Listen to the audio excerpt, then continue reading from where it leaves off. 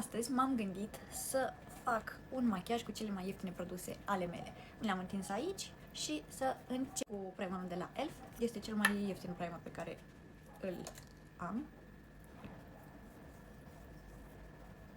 Am gelul de fixare de la Got2b.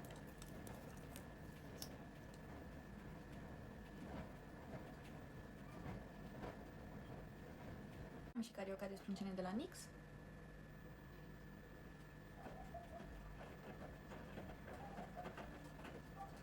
Ca bază de machiaj o să folosesc concealer de paletă de fard, o să folosesc pe aceasta de la Sephora.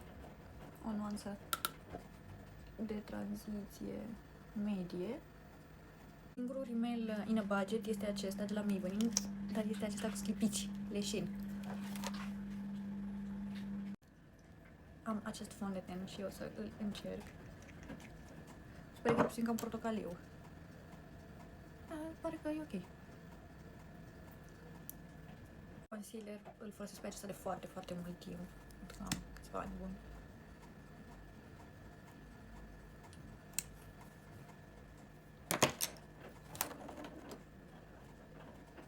Ca pudră o folosesc pe aceasta de la Revolution. Și ca o mică paranteză, concealerul ăsta îți ascunde toate păcatele.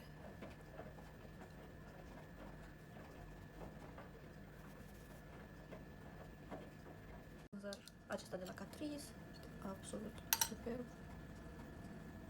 Blush-ul este tot Catrice, acesta, ce îmi place foarte mult și culoare.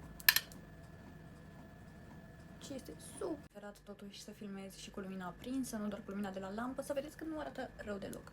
Doar cu lumina de la lampă arată puțin muerta.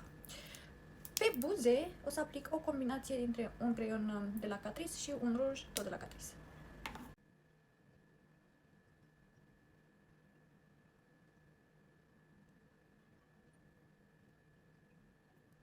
Cam acesta este rezultatul final.